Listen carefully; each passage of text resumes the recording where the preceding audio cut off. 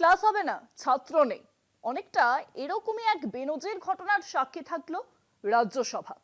শুক্রবার কোনো মন্ত্রী না থাকায় অধিবেশন মুলতবি করলেন রাজ্যসভার চেয়ারম্যান। তার আগেই অবশ্য অধিবেশন মুলতবির দাবি তুলেছিলেন বিরোধী সাংসদরা। বিরোধী শিবিরের দাবি, এই ঘটনা সংসদের অপমান।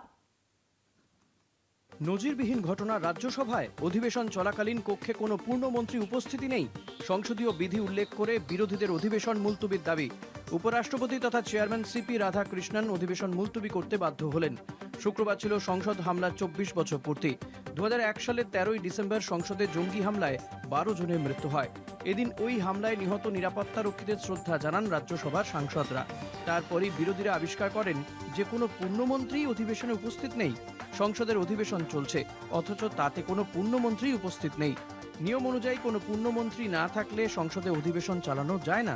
এই গুরুতর বিষয়টি নিয়ে বিরোধীরা দৃষ্টি আকর্ষণ করেন রাজ্যসভার চেয়ারম্যানের। Please look at the front row. No cabinet minister is present. Not a single cabinet minister. Not one cabinet minister. Okay. Breach of parliament.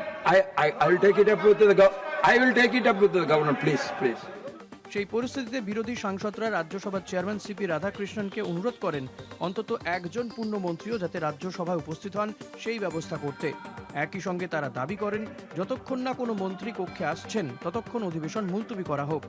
বিষয়টি যে গুরুতর সেটা অনুধাবন করেন উপরাষ্ট্রপতি তথা চেয়ারম্যান সিপি রাধাকৃষ্ণনও।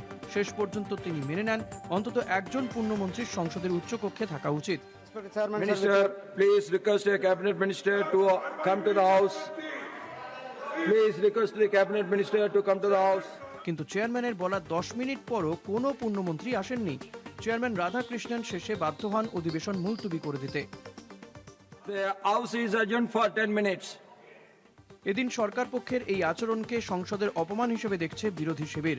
কংগ্রেস নেতা জয়রাম রমেশ বলেন, এটা সভার অপমান। স্রেফ মন্ত্রী কক্ষে না থাকার জন্য রাজ্যসভার অধিবেশন মুলতবির ঘটনা বিরল। কোনো মন্ত্রী না আসায় 10 মিনিট অধিবেশন মুলতবি থাকার পর ফের অধিবেশন চালু হয়। কলকাতা টিভি।